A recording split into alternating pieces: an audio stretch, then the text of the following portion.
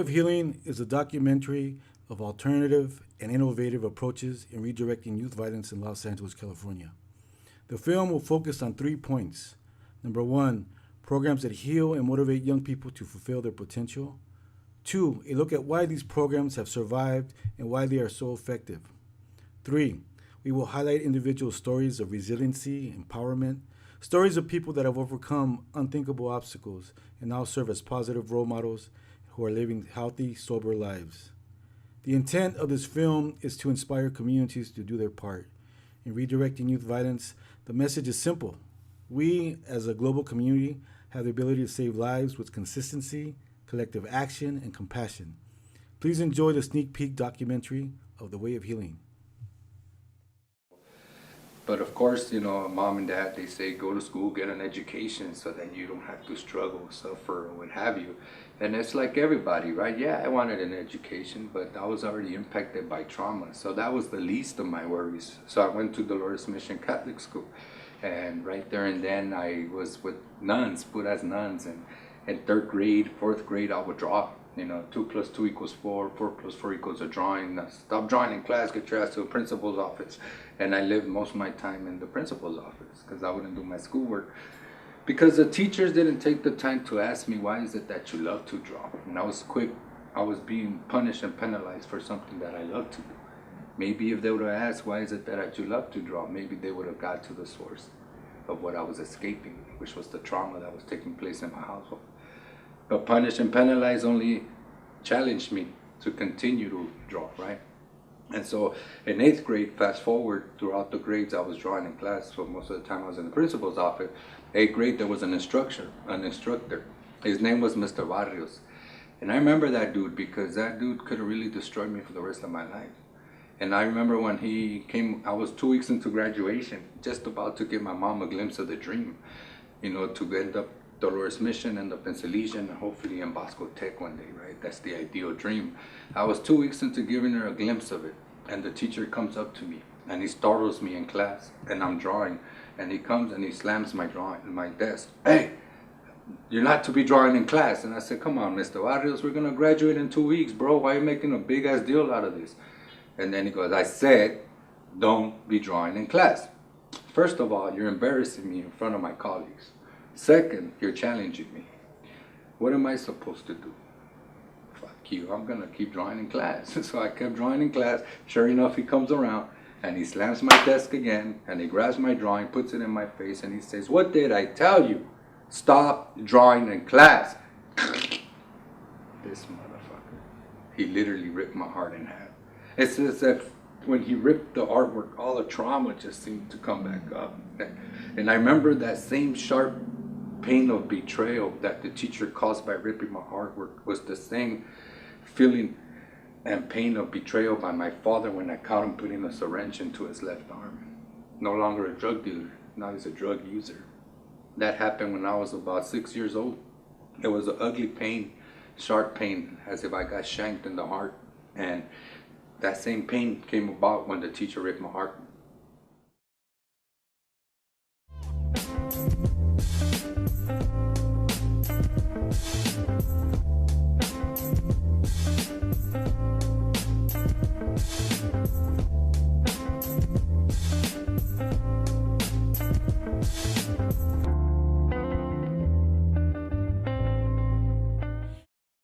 My name is Luis Rodriguez.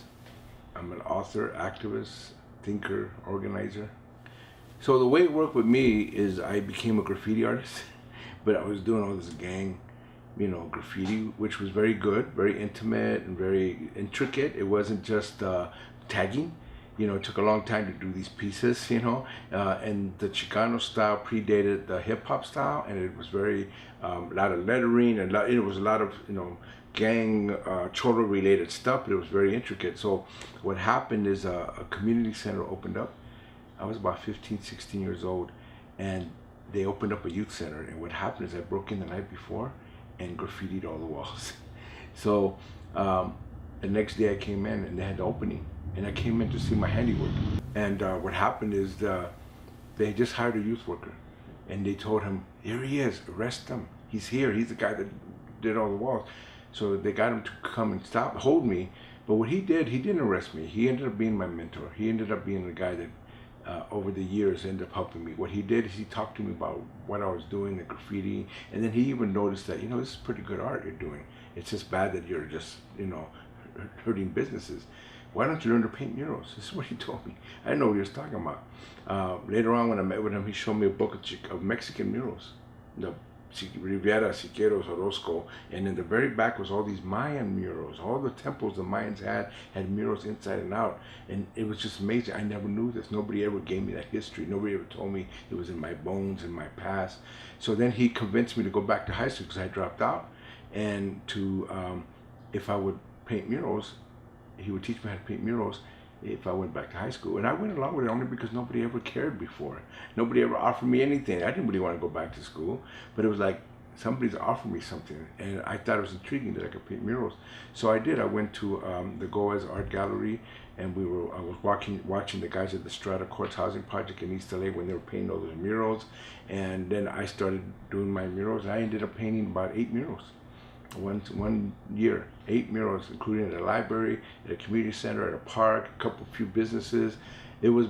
I became an artist, and that really helped me. It gave me, people recognized me. Even the Barrio gang members were like, wow, this guy's an artist. We didn't know he had it in him. And it gave me a lot of respect. You know what I'm saying? I was being respected not for being a drug user or a gang member, shooting people or stabbing people, because I was doing all those things. This gave me respect because I was doing my art. My name is Chris Henriksen. I'm the founder and executive director of Street Poets, which is a nonprofit organization based here in Los Angeles that began in the juvenile detention camps and then expanded into the schools and streets, running writing workshops, music and drumming workshops, and we have a recording studio here as well. So we work primarily in LA, but we've also worked for a few years on the Apache and Navajo reservations here in Arizona too.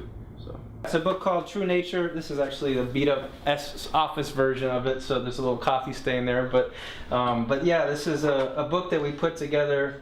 It has a Rumi quote at the beginning, which is, "Out beyond ideas of wrongdoing and right doing, there is a field. I will meet you there." And that's one of the quotes that is definitely lives in this community and is one of at the foundation of a lot of the work that we do.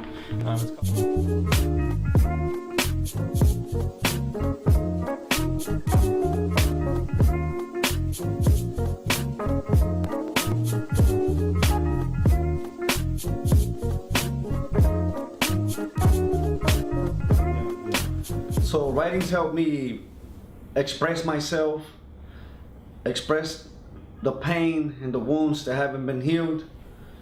It's helped me take out my anger in a different form. Writing saved my life. So this poem I wrote, it's called If You Knew Me. If you knew me, you would know. My father was a crack addict until liquor took its place. He used to come home late and diss mama in her face. My mother worked long hours to support his habit until one day she had it and booted him out. My role model was gone and all I knew was his route. I started smoking and drinking, shot my first gun without thinking, banging on city walls all the way to juvenile hall.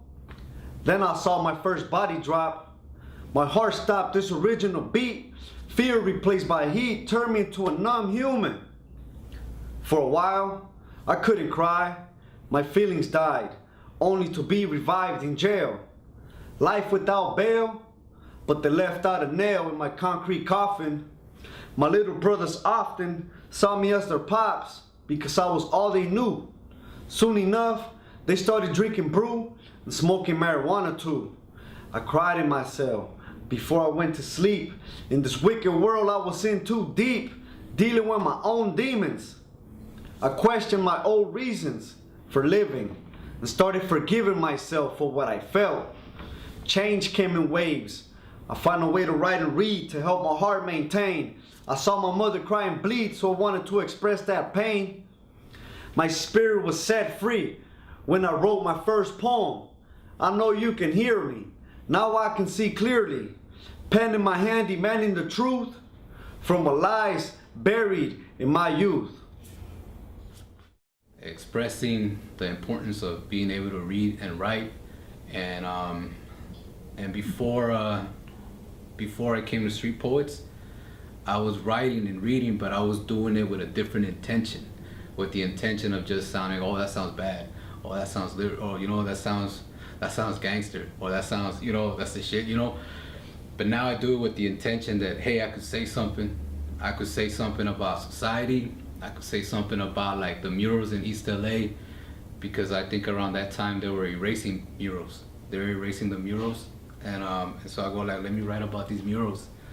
Let me write about this illiteracy, or let me write how we're interpreting our culture. So I was really just thinking about it, you know, in my own way, creating a mural with my own words.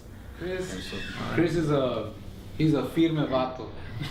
It's cool kicking it with Christopher, and I enjoy sharing stories and poetry in this circle, and it's a really gift to have this man come all the way over here and get to know us, and it's really awesome working with Christopher and Street Poets.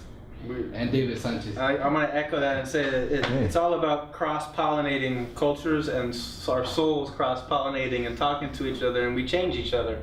And I'm not the same person I was 20 years ago because of being in relationship with guys like David and Misael. So, you know, we change each other. Yeah, because of when you get to that level, that deeper creative conversation, you know, you can't help but affect each other and impact who you are and who you're becoming, and shift each other's directions in ways that you might never have imagined. So, you know, that's... I might take her to Oaxaca so you could kick back with the curanderos over there. Drink some mezcal. For young people that are struggling, you know, what's important for them to have around them? I think what's important for anyone who's struggling, more particularly young boys and young men, is to find someone that they can confide in, a place where they can feel safe and secure, that they're not going to be criticized or ridiculed, but also to be able to have guides, to have elders with the right teachings. And so oftentimes, you know, Jerry Theo will talk about how systems are our approach to when something is happening and there's pain and wounds, how oftentimes people will say, well, what's wrong with you? You know, what caused you to create that hurt or an injustice? And it's not about what's wrong with you, it's about what happened to you to make you think that way, what happened to you to think that it's okay to disrespect other people. So what's important is to be able to acknowledge that sometimes there's pain and there's hurt, and that there's a process that needs to occur, that it's not a quick fix, that the work that we do is not a Band-Aid approach. It's something that's long-term, and it's something that needs to be continuous, and that we need to be able to create those spaces for folks to heal.